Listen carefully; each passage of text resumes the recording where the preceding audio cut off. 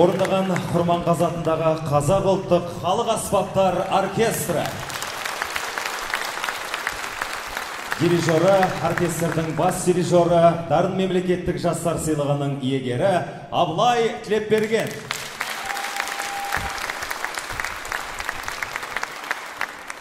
Ассалаумағалейкум, домбырадай қазынасы бар Алаш жұрты. Күй өнерін ерекше қастерлейтін қазақ елі армысыздар. Бірінші республикалық домбыра дастан балалар мен жасөспірім домбырашылар байқауына қош келдіңіздер. Қазақтың күйлері тек жежіре емес, бүгінгі қоғам үрдісімен ұлт мүддесін астасып, бостандық рухы мен өркениеттің өшпес құндылықтарына ұмтылатын қуатты шығармалар. Соны біліп, түсініп, түйсініп, өскелең ұрпақ пен ұлттық мұраны біте қабыстырып жіберуді мақсат еткен сәби қайырымдылық қоры екенін айтпасқа болмас. Биыл 20 жылдығын атап өткен қор денсаулық сақтау, білім беру, спорт пен мәдениетті дамыту, қоршаған ортаны қорғау, әлеуметтік нысандар тұрғызу және жөндеу сияқты халыққа пайдалы көптеген салаларды қамтиды. 100 естігеннен бір көрген артық. Олай болса бәріміз экранға назар аударайық.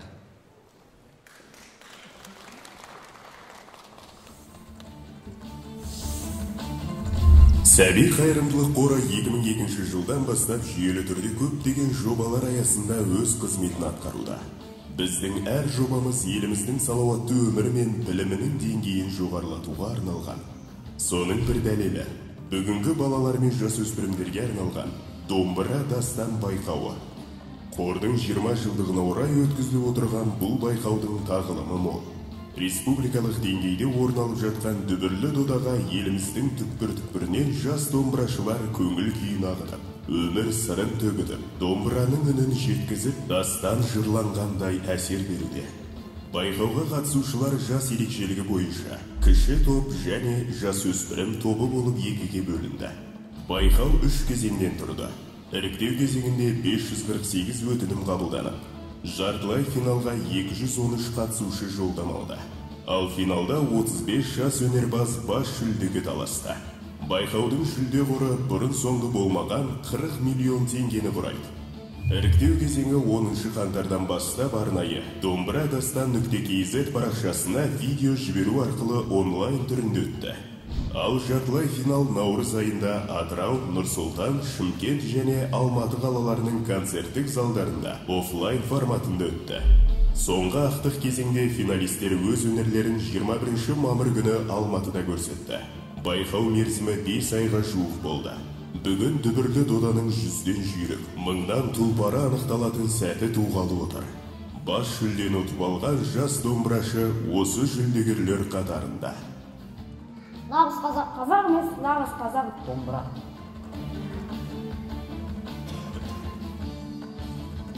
Әр қазақ домбыра ойнай алу керек.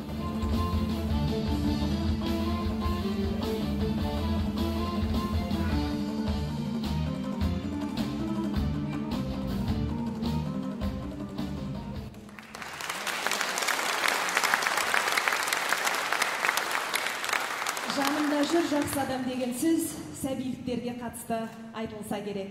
Мерейтойларыңыз құтты болсын, ал қолға алған барша жобаларыңыз бен жұмыстарыңызға сәттілік тілейміз.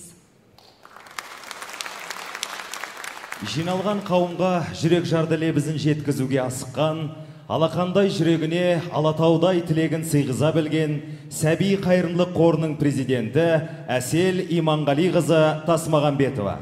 Біз сізді сахна төріне шақырамыз.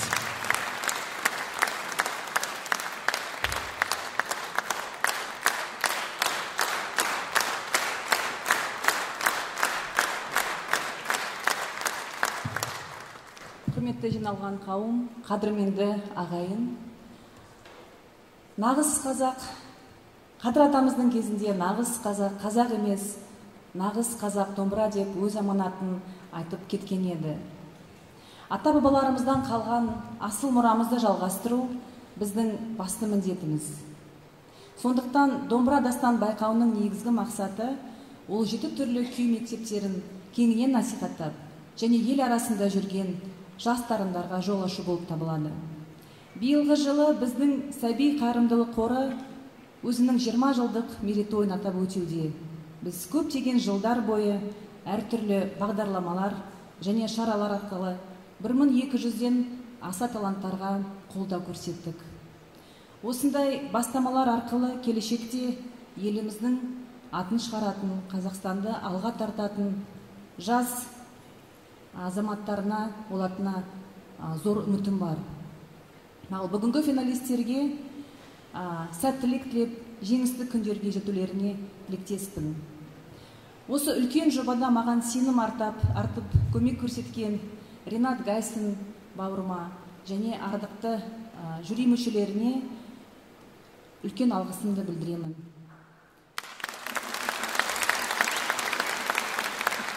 Домбыра дастан гала концертіне қош келдіңіздер. Әсел Иманғалиқызы қазақстандықтар үшін, ел үшін, халық үшін, өнер үшін жасап жатқан игі істер, әлеуметтік жобалар үшін шын жүректен мың алғысымызды білдіреміз. Сәби қорының халыққа бергеннен берері әлі де көп деп білеміз. Ал біз Домбыра дастан республикалық байқауына қатысып, финалға дейін сүрінбей жеткен кіші топ күйшілерін марапаттауды бастаймыз. Сахнаға халықаралық додалардың лауреаты дәулескер күйші Таңат Сәденовты шақырамыз.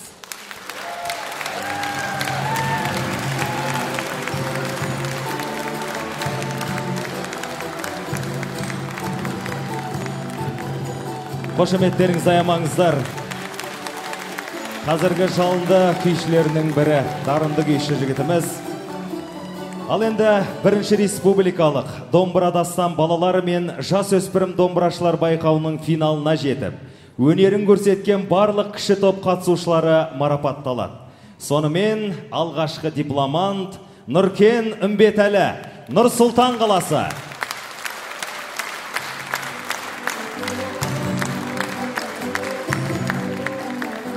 Ал құтты болсын. Биіктен көрінеді. Бәрекелді. Жәнбек Рысқұлбек, Алматы қаласы.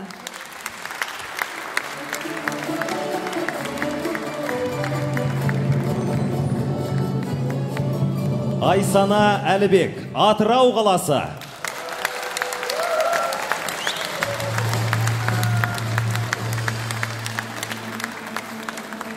Құтты болсын балақай. Қошеметтеріңізді аямаңыздар. Балалар үшін бұл өте бір үлкен елеулі шара, оқиға, естен кетпейтін. Бәрекелді.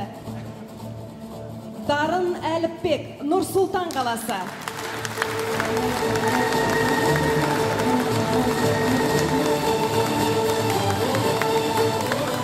Шын жүректен құттықтаймыз. Мансұр Зайден, Алматы қаласы.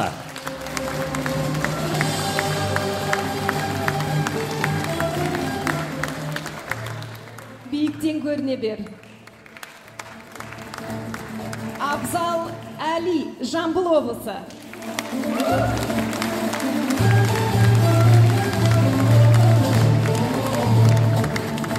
Кәусар Ахмет, Тараз қаласы.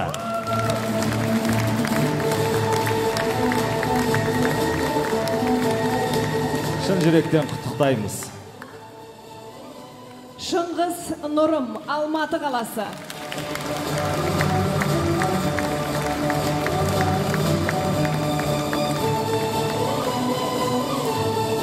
Аяна Дәулетбай, Жамбыл облысы.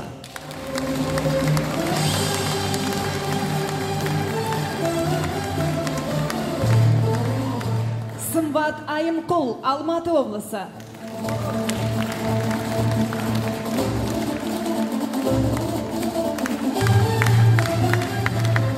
Нұралы Жангелді, Қарағанды қаласы.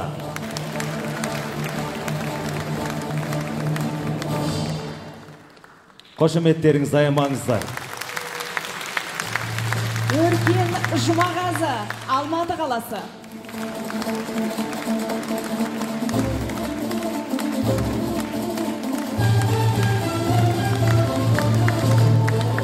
Дәурен Маратұлы, Нұр Сұлтан қаласы.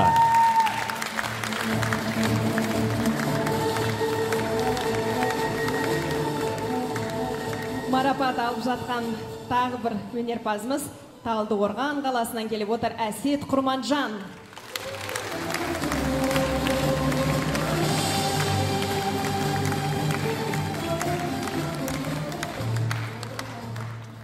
Айтымар Сәрсенғазы, Алматы облысы.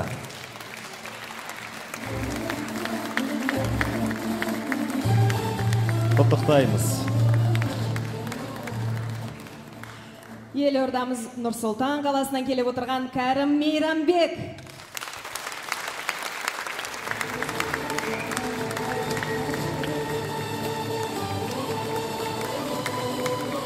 Азамат Тұтқұлов, Алматы қаласы.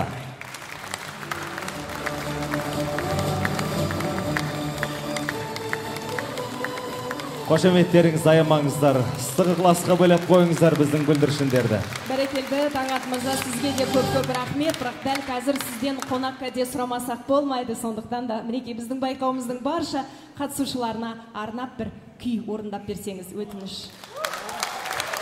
Тағы да айта кетейік, алдарыңызда халықаралық байқаулардың лауреаты Таңат Сәденов.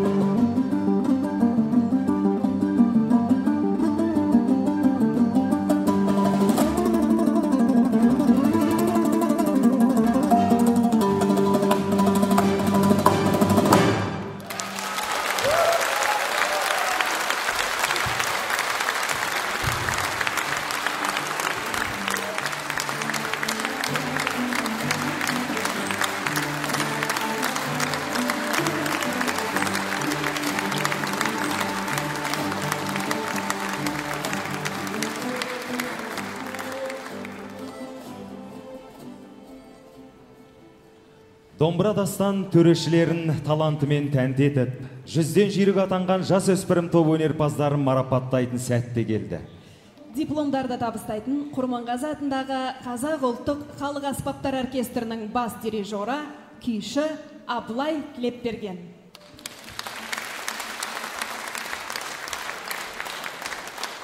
Тұңғыш рет ұйымдастырылған Домбыра дастан республикалық күйшілер сайысының дипломанты Нұрбол Болат марапатталады. Орал қаласы.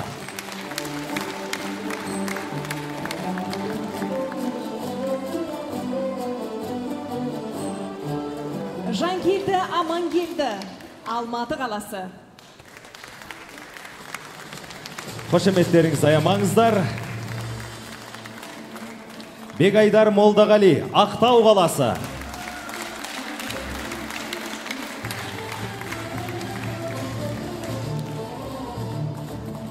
Бекзат Нұрбек, Ақтөбе қаласы. Алдияр Дүтбаев, Жаңаөзен қаласы. Досымжан Махамбетхан, Жамбыл облысы. Әли Ақылтай, Шығыс Қазақстан облысы. Нұрәлі Саят, Алматы қаласы.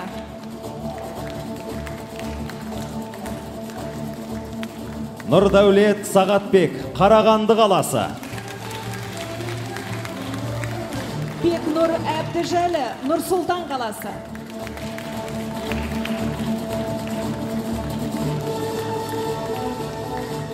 Қошеметтеріңізді, ыстық ықыластарыңызды аямаңыздар, қадірлі достар.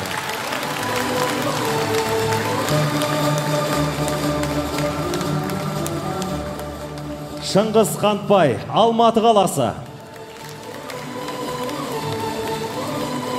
Тараз қаласынан келіп отырған Дамир Русланов, қошеметтеріңіз. Маңғыстау облысынан келген жас өнерпаз Ерасыл Есетов.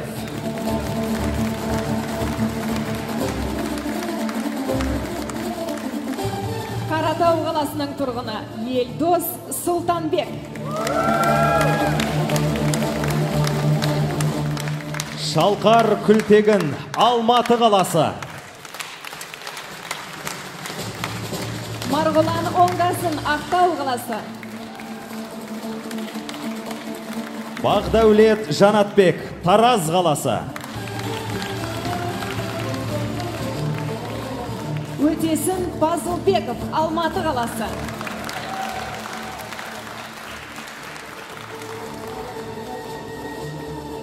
Біз шын жүректен құттықтаймыз. Қошеметтеріңізді тағы да бір мәрте соғып қойсаңыздар, артық болмайтын шығар.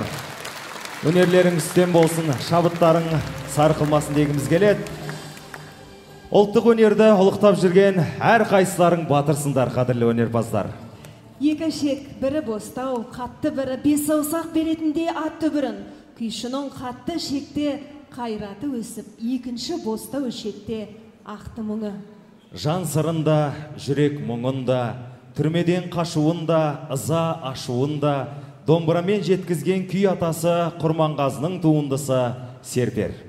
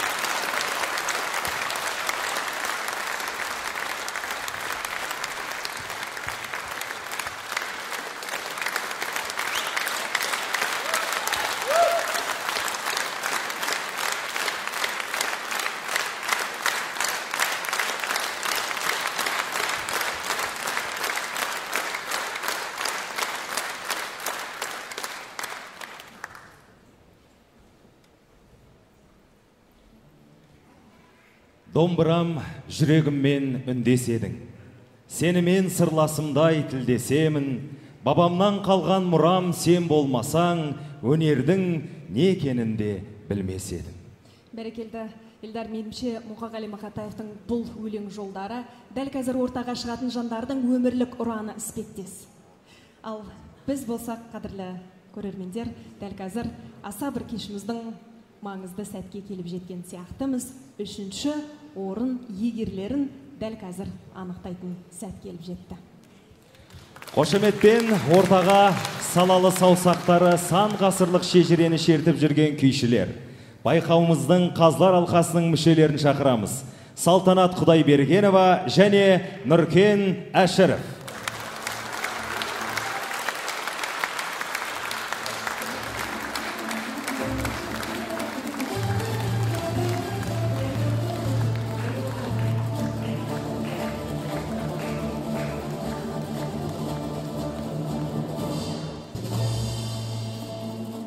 Марапаттау рәсімін Домбыра дастан байқауының кіші тобындағы 3-ші орын иегерін анықтаудан бастасақ.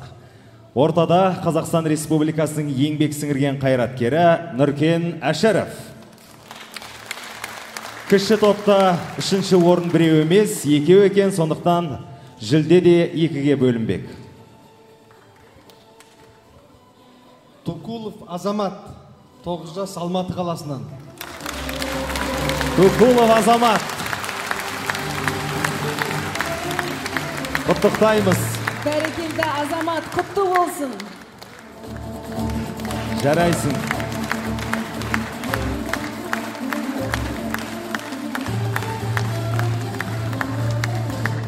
Бүгінгі байқау алда болатын көп деген байқаулардың басы ғана болсын.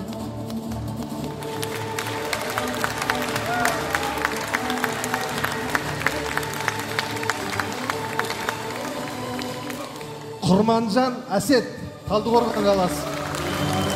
Құрманжан Әсет. Қошеметтеріңіз аямаңыздар.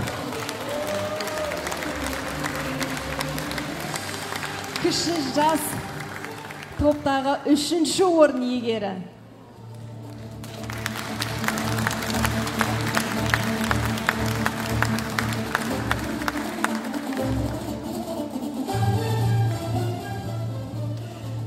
Домбыра дастан байқауының жасөспірімдер тобындағы 3-ші орын иегерін айтатын Қазақстан Республикасының еңбек сіңірген қайраткері Салтанат Құдайбергенова. Саят Нұралы, Алматы қаласы. Ай, бәрекелді, құтты болсын.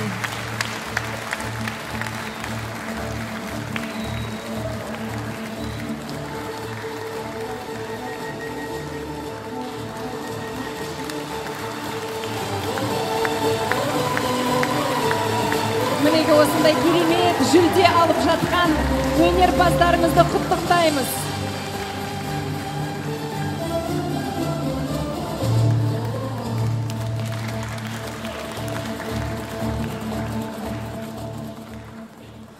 Көп рахмет айтамыз. Біз шын жүректен алғысымызды, ризашылығымызды білдіреміз. Ал біздің гала концерттің көркін кіргізе түсетін Қазақстан Республикасының еңбек сіңірген қайраткері Салтанат Құдайбергенова. Қошеметтеріңіз.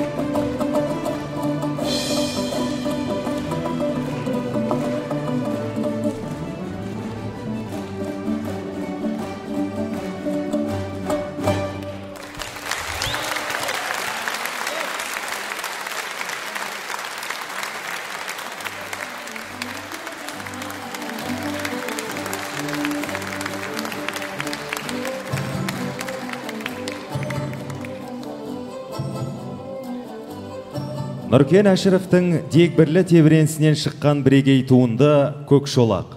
Орындайтын автор. Сахнада Қазақстан Республикасының еңбек сіңірген қайраткері Нұркен Әшіров.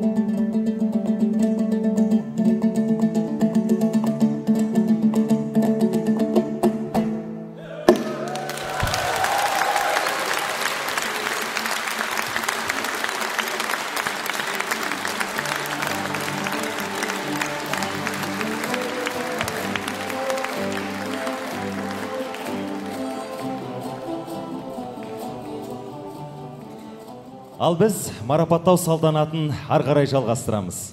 Домбыра дастан байқауының жүлделі екінші орын иегерлерін анықтап, сыйлықтарын тапсыру үшін алдарыңызға шығатын ұлттық өнерімізді күллі әлемге танытып, оның заман көшіне ілесуіне ықпал етіп жүрген жандар Айгүл Үлкенбаева, Асылбек Еңсепов.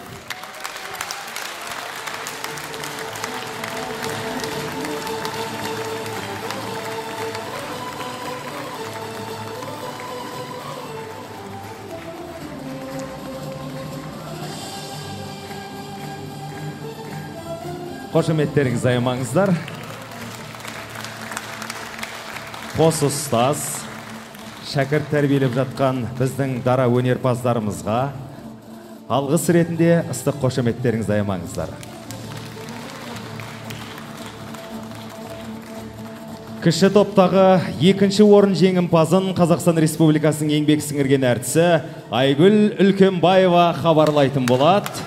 Сонымен Әліпбек Дарын 11 жас Нұр-Сұлтан қаласынан. Бәрекелді, құттықтаймыз. Әліпбек Дарын Нұр-Сұлтан қаласы.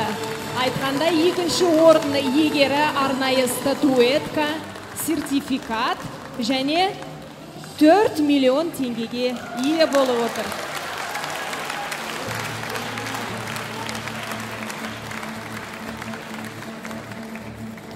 Домбыра дастан байқауының жас өспірімдер тобындағы екінші орын жүлдегерін жариялайтын арамызда сахнада тұрған Қазақстан Республикасының еңбек сіңірген қайраткері Асылбек Еңсепов. Қайырлы кеш, құрметті қауым, береке құтты болсын. Екінші орын дәрежелі Әбдіжәлі Бекнұр, 15 жас, Нұр-Сұлтан қаласы. Құтты болсын. Нұр-Сұлтан қаласының тұрғыны Әбдіжәлі ұлдарыңызға қошеметтеріңізді аямаңыздар. Екінші орын иегері Әбдіжәлі Бекнұр. Ескелікке сыйлық және 4 миллион теңге сертификат.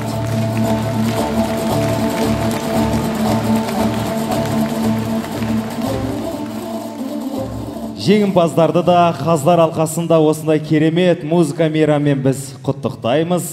Еңбектеріңіз қашанда алғысты әрі табысты болсын дегіміз келеді. Концертімізді әдемі күйлермен біле түсетін, ат тұяғын басқан әйгілі өнерпаз, өзіндік мектеп қалыптастырған күйші Асылбек Еңсепов.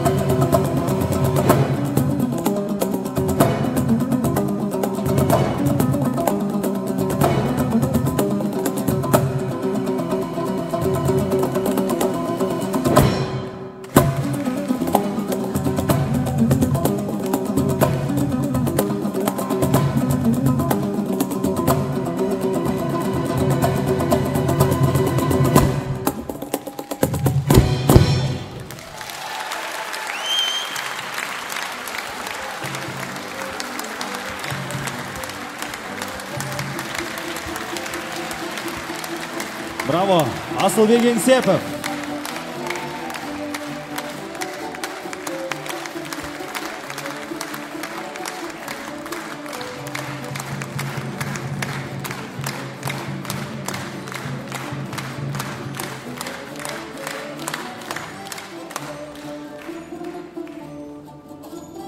Жүректері дүрс-дүрс қағып, шыдамның шегі әбден тартылған мына көздерге қарашмайы.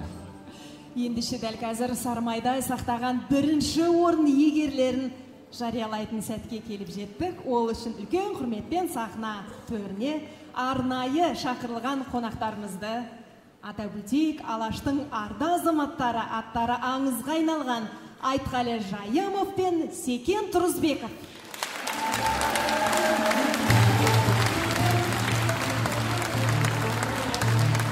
Еліміздің мақтаныштарына қошеметті аямай соқса қадірлі ағайындар артық болмайды.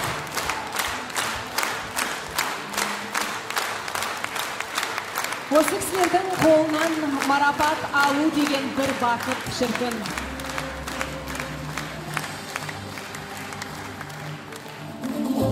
Біздің мэтрлеріміз, тірі аңыздарымыз қадірлі достар.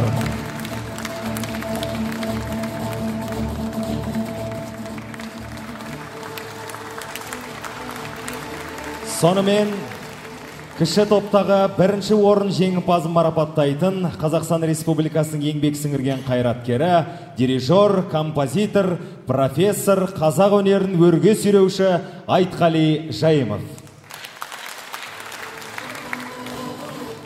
Сәрсенғазы Айтымар, 9 жас, Алматы қаласы. Сәрсенғазы Айтымар, Алматы қаласы.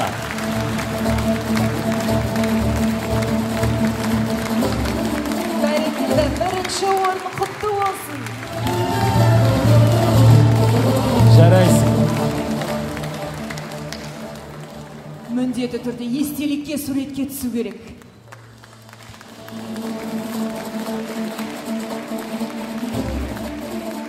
6 миллион теңге сертификат, қадірлі достар.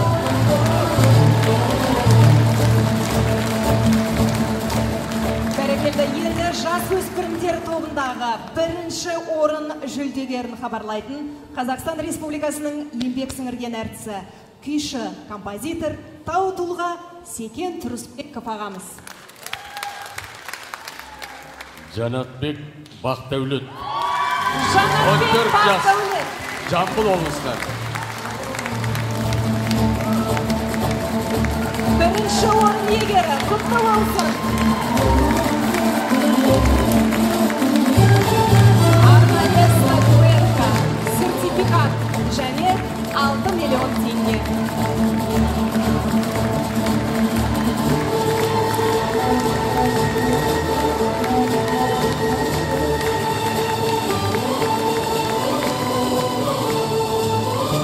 Қошеметтеріңіз аямай соқ қойыңыздар. Бірінші орын иегері. Бәрекелді, көп рахмет ағаларыңызға. Жеңістеріңіз құтты болсын.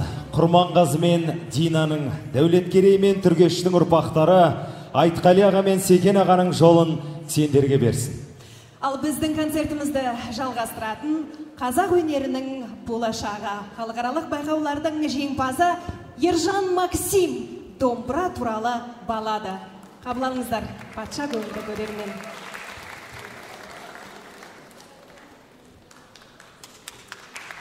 Біздің мақтанышымыз Ержан Максим.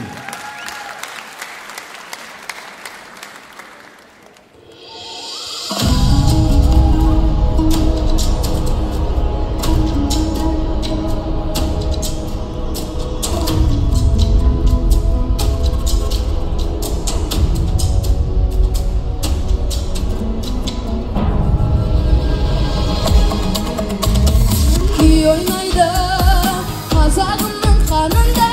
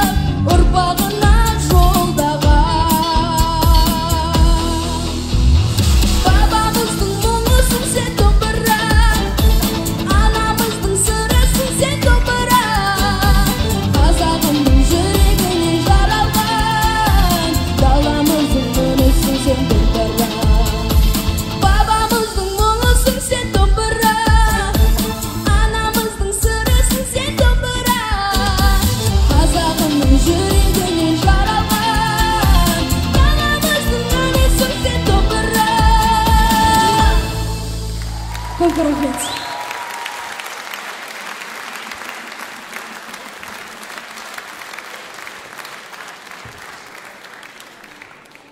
Ешбір сөзсіз, тек музыка құдіретімен сан алуан тебіреністі жеткізе білу өнердің шыңы. Айтқали Жайымовтың күйі ереуіл атқа ер салмай. Орындайтын Құрманғазы атындағы Қазақ ұлттық халық аспаптар оркестрі.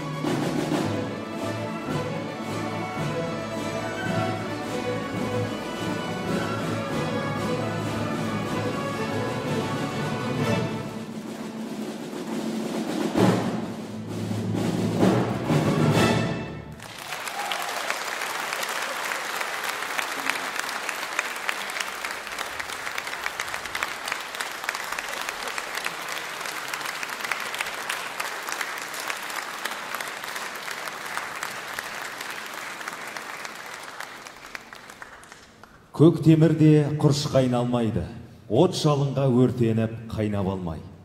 Өнер майданның оты мен суына төтеп берген, халықтың ықыласына ие болған сахнада Қазақстан Республикасының еңбек сіңірген әртісі Айгүл Үлкенбаева.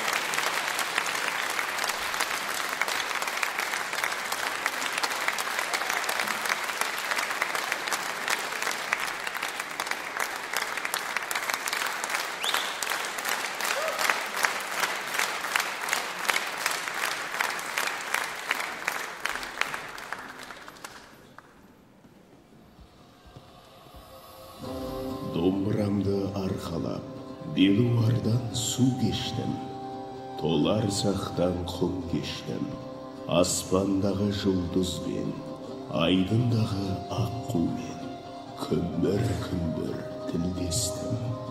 Іліп қойған төрінде домбырасы болмаса, уығы алтын болса да, ақ ордаға кірмеспін. Баяғыда қазақтар жақсы домбырашыны айтқыш екен деп мақтаған. Шерткіш емес, тартқыш емес, айтқыш деген. Өйткені нағыз күйші ой пікірін дыбыс тіліне айна қатесіз аударады. Домбыра сөйлейді, домбыра мұң шағады, домбыра күледі. Домбыра ер жігіттің 5 қаруымен қатар жүрген. Көшпенділердің өзі аттың құлағында ойнаса, қолы домбыраның қос шегінде ойнаған. Мысалы, ұлы даланы адуынды арнымен тербеген Құрманғазы Сағырбайұлынсыз қазақ руханиятын көзге елестету қиын.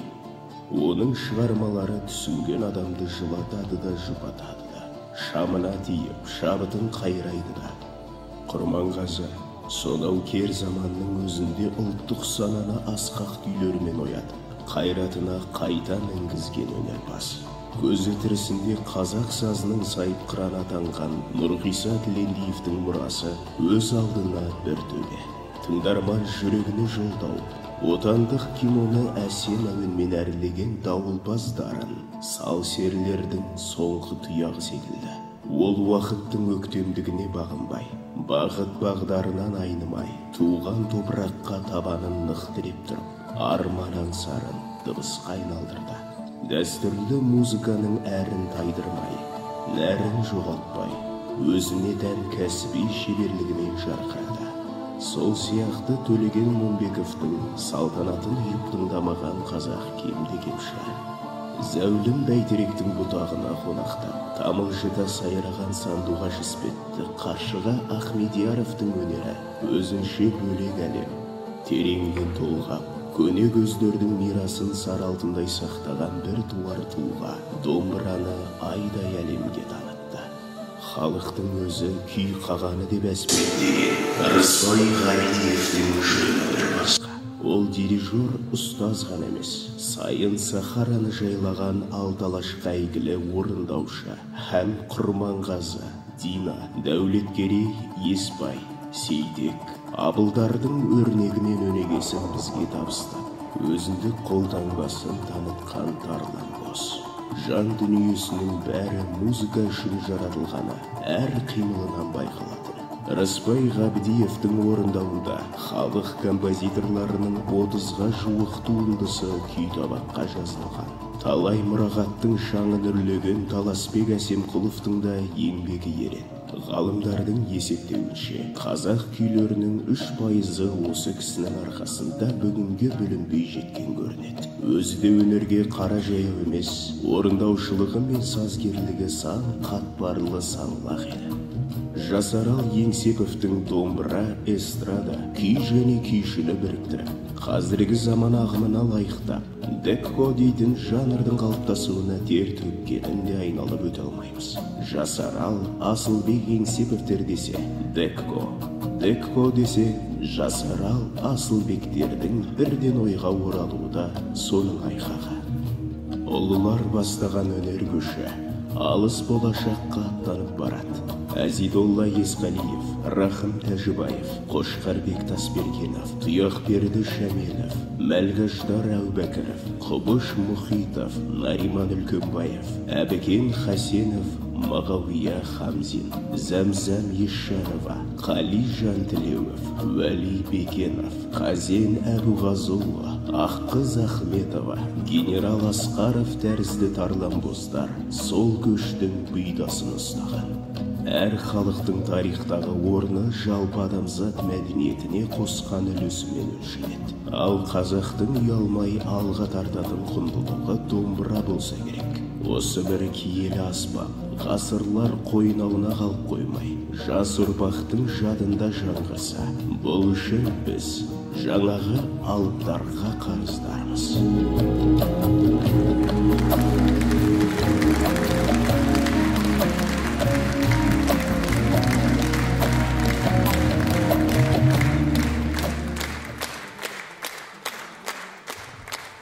Сахнада Қазақстан Республикасының еңбек сіңірген әртісі, күйші, композитор Секен Тұрысбеков.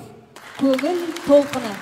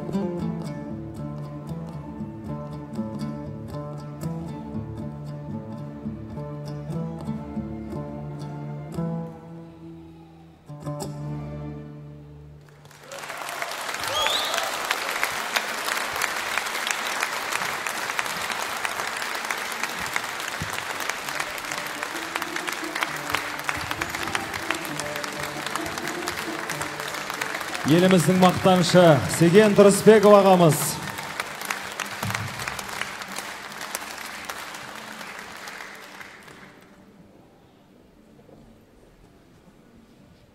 Елдар, мына залда отырған балалардың арманы бар ма? Тек теледидардан ғана көретін, өздері ұқсағысы келген, өздері орындап жүрген күйлердің авторларымен, аңыз адамдармен бір жерде жүр ғой шіркін. Рас айтасың, Майя.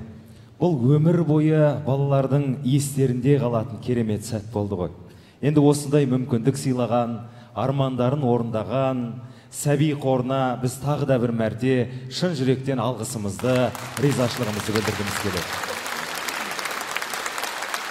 Және осы жерде айта кеткеніміз орынды болар. Біздің байқауымызға қатысып, бірақ жүлделі орындарға ие болмаған қатысушыларымыздың барлығына Сулпак сауда белгісінің атынан арнайы сертификаттар табыс етілетін болады. Ал енді бүгінгі кештің басты сауалына жауап алатын кез келді. Бірінші республикалық домбыра дастан домбырашылар байқауының гран-при иегерлері кім болды екен? Еліміздің ең дарынды күйшілерін жариялау үшін сахнаға үлкен құрметпен мемлекет және қоғам қайраткері, өнер жанашыры Иманғали Нұрғалиұлы Тасмағамбетов ағамызды шақырамыз.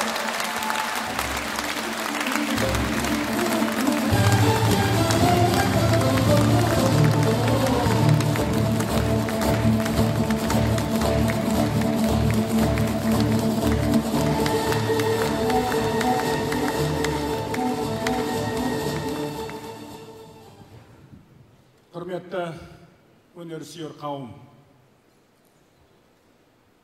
домбыра дастан атты мерекелік кешке қош келдіңіздер. Сөз жоқ, домбыра қазақтың асыл қазынасы, ең ардақты құндылықтың бірі. 6000 жылдық тарихы бар ескі аспап. Сондықтан да бұрынғы заманнан бастап әр қазақтың үйінің төрінде домбыра ілініп тұрған. Жай тұрмай сол шаңырақтың ең болмаса бір баласы сол домбырада күй шерткен. Мінекей сол арқылы ежелден домбыраның салиқалы үнімен ұлы күйшілеріміз Қорқыт, Асанғайғы, Қастуған, Құрманғазы, Дина, кешегі Нұрғиса мен Қаршығалар, тағы да басқалары халқымыздың тарихы, салт дәстүрі мызғымас құндылықтарын жеткізді. Міне сол ұлы күйшілеріміздің салып кеткен сара жолын бүгінгі күні жалғап жүрген, осы залда арамызда отырған атақты күйшілер, атап айтсақ, Жайымов ағамыз, Секен Тұрысбеков, Айгүл Үлкенбаева, тағы да басқалары. Мінекей, бүгінгі байқаудың ең басты міндеттерінің бірі осы сабақтастықты үзбеу, жалғастыру. Міне қарасақ, қазір өз мересіне жетіп отырған байқау нені көрсетті? Ең алдымен домбыраның құлағында ойнайтын жастарымыздың көптігін көрсетті.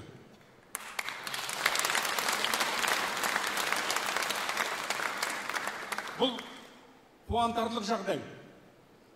Олай болса, тағы да біздің ең басты міндетіміз осы ұлы дәстүрімізді сақтап, келер ұрпаққа аманат етіп табыстау.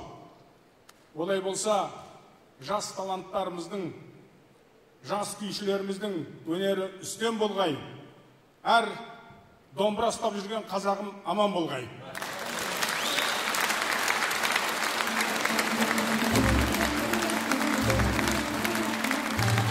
Біздің елде дарынды балалар өте көп. Ол ақиқат. Байқауға төрелік еткен қазылар алқасы үшін де шешім қабылдау қиынға соқты. Тіпті орынға ілікпеген балаларға арнайы жүлде ұйымдастырылды. Иманғалияға алдымен төрешілер тағайындаған үкілеген үміт арнайы жүлдесін тапсырып берсеңіз. Сонымен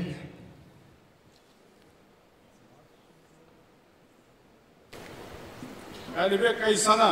Әлібек Айсана.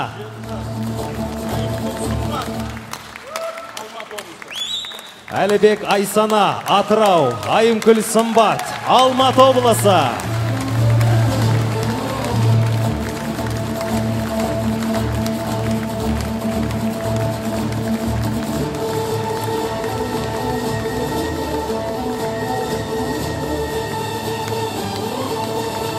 Құттықтаймыз.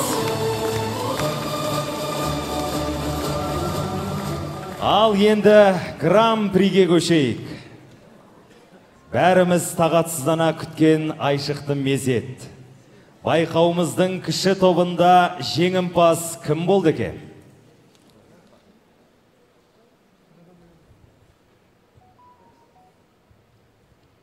Дәулеткерей Аяна, 9 жас, Жамбыл облысынан. Дәулетбай Аяна. Дәулеткерей Аяна.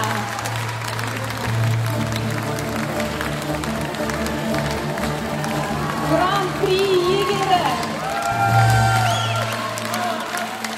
Естелікке сыйлық, сертификат 8 миллион теңге.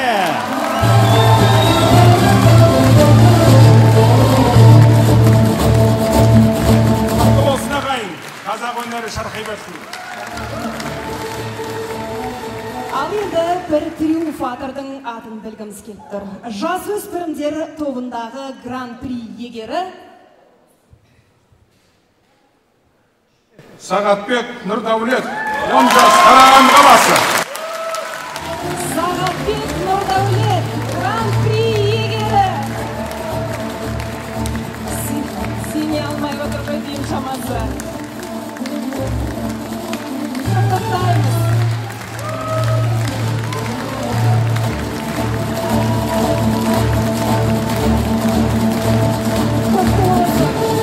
Сағатбек Нұрдәулет.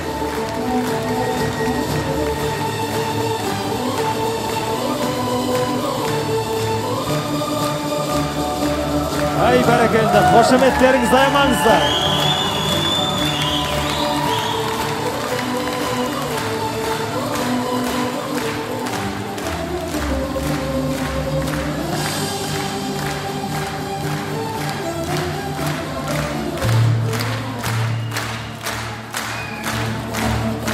Жасөспірімдер арасында гран-при егері Сағатбек Нұрдәулет. Құттықтаймыз.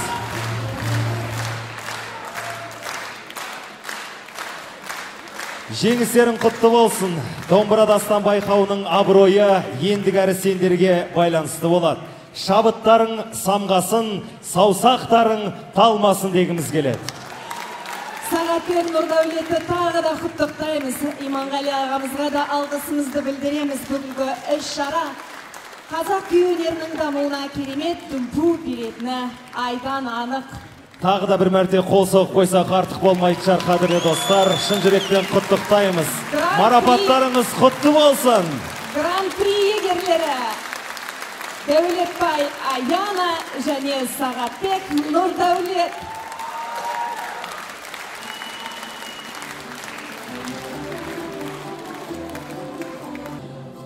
Дәл қазір жеңімпаздардың өнерін тамашалайық деген ұсыныс бар менде.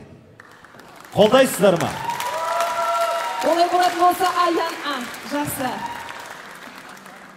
Сағатбек Нұрдәулет. Өнерін бір тамашалайық.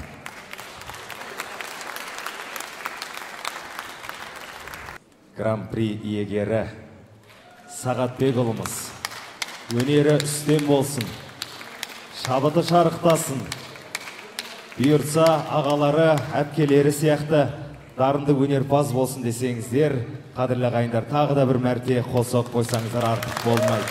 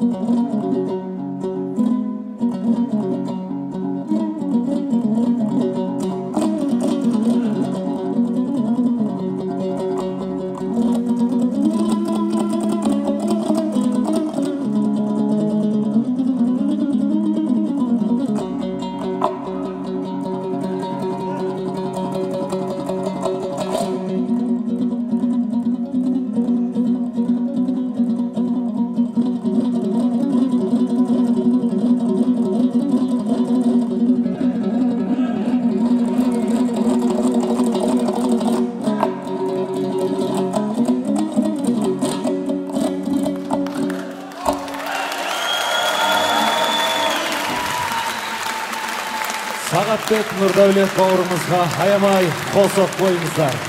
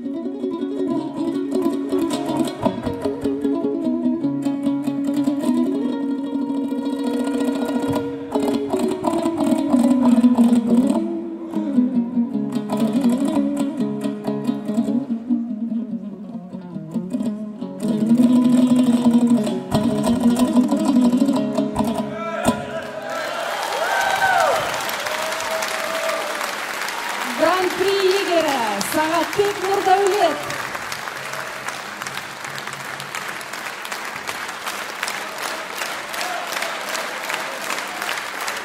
Қадірлі көрермен, ал дәл қазір кіші топ арасындағы гран-при иегері Дәулетбай Аянаның өнерін тамашалайық.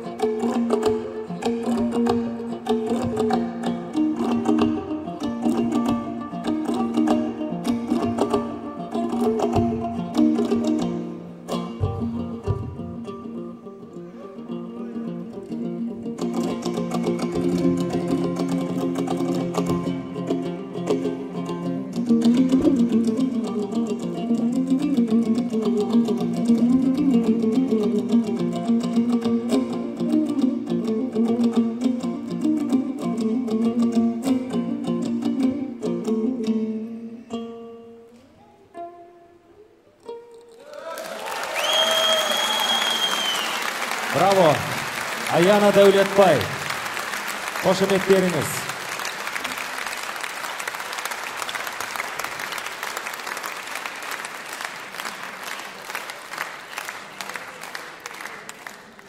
Шашасына шаң жұқпаған саңлақ композитор. Күйші Нұрғиса Тілендиевтің туындысы Махамбет. Орындайтын Құрманғазы атындағы ұлттық оркестр. Дирижер Айтқали Жайымов.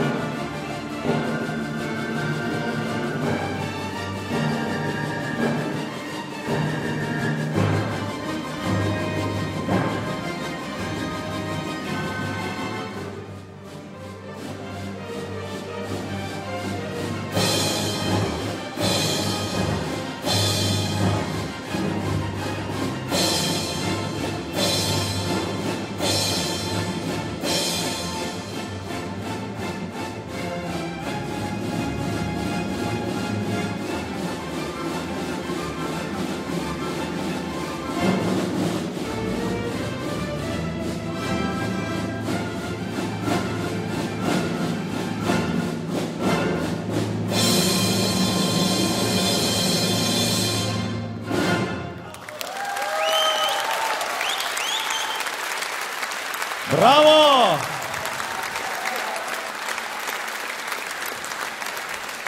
Қошеметтеріңізді аямаңыздар, қадірлі достар. Еліміздің мақтанышы Айтқали Жайымов. Құрманғазы атындағы Қазақ ұлттық халық аспаптар оркестрі.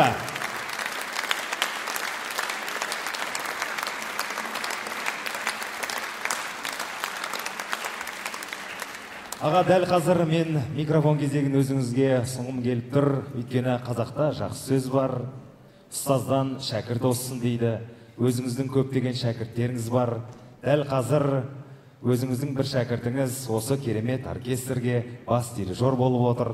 Сондықтан да дәл қазір жылы лебізіңізді, сосын өзіңіздің шәкіртіңізді осы киелі сахнаға шақыртсаңыз деген ниетіміз бар. Рахмет. Қайырлы кеш, құрметті ағайын. Бүгін бір мерейіміз тасып, осындай бір мерекеде отырмыз. Бұл енді күй кеші, домбыраның мерекесі. Біріншіден мен осы мерекені ұйымдастырған мынау сәби қорына, әсел қарындасыма көп рахмет айтқым келеді. Өз атымнан бүкіл өнер балдыратынан айналып кетейін. Енді бұл Айымеке айтып кетті ғой, бұл біздің қасиетті, қадірлі аспап. Бұл жай ғана аспап емес, жай ғана ағаштан жасалған аспап емес қой. Бұл күйшінің, әншінің қолғанаты, сырласы, серігі. Баяғыда Дина шешеміз қайтар алдында, Ахмет Соған атамыздың айтуы бойынша, көз жұмар алдында, менің жан жолдасым серігімді беріңдер деп, Қайра шешен бастап марқұм болып кетті. Сондықтан ол қара домбыра деген қазақ болғалы жасасып жатқан аспап, бірге жасап жатқан біздің тарихымыз, қуанышымыз бүкіл осы аспапта. Бұл сөйлейді.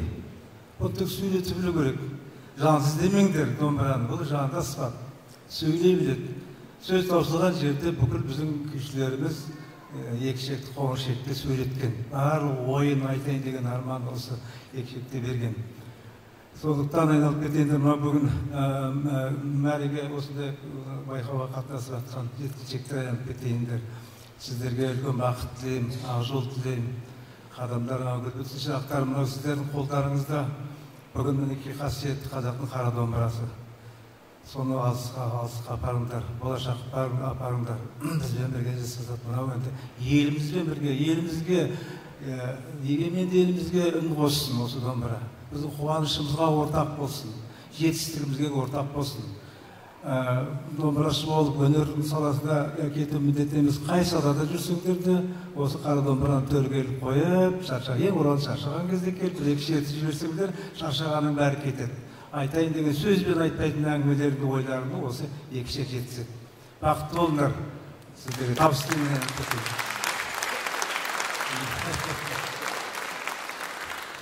Енді тұнау бір 1986 жылы бір менің шәкіртім Айгүл бір бүкіл одақты конкурсқа баратын болып, соған бір арнайы күй шығарып едім, шалқыма деген. Соны қазір менің осында бір шәкіртім орындап берем деп құлшынып тұр. Ол осы оркестрдің бас дирижері Абылай. Кезінде осы оркестрді баяғы тұнау бабалардан, ұлылардан кейін менде бір жыл басқарып, осы сиқырлы таяқшаны сол шәкіртіме беріп едім. Абылай, қайдасың қарғам?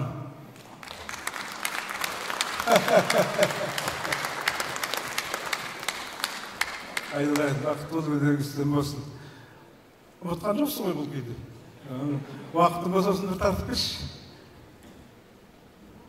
Мен шалқыма.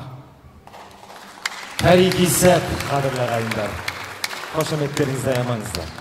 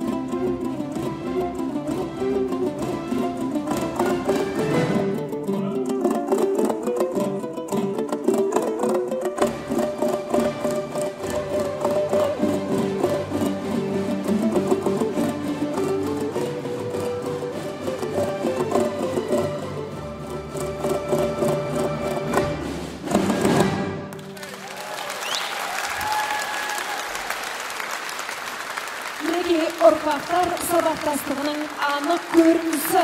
Қазақстан Республикасының еңбек сіңірген қайраткері, дирижер, композитор, профессор Айтқали Жайымов.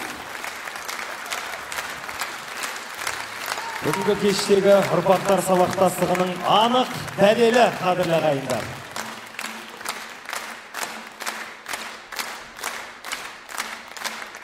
Көп жасаңыз, Айтқали аға. Осындай шәкірттеріңіз барда, өнер өспесе өшпейді деп ойлаймын. Көп рахмет, осы ыстық ықылас, қошемет сіздің құрметіңізге.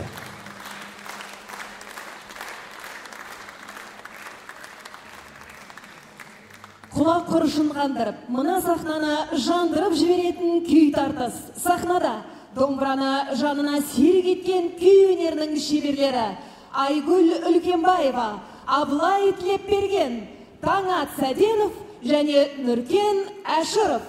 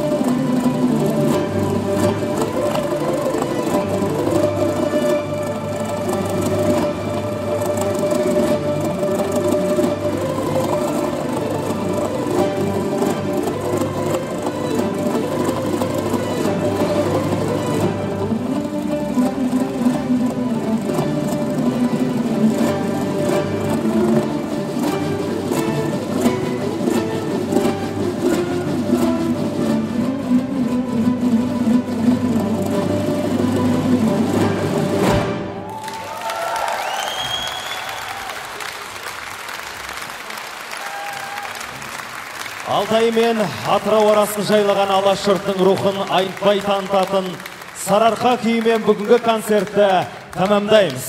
Домбыра дастаны республикалық байқауының өтуіне мұрындық болған Сәби қайырымдылық қорына, идея авторына, барлық қазылар алқасы мен қатысушыларымызға мың алғыс айтамыз. Алталаштың айбынды да арлы ұл қыздары көп болсын. Ұлт жанды жүректері алаулаған от болсын дегіміз келеді. Аспанда күн тұрғанда, көңіл сергек болғанда, басқа бақыт қонғанда, кейде қанат талғанда, қазақ домбырасын іздемек, рухани сусындап, қайта түлемек.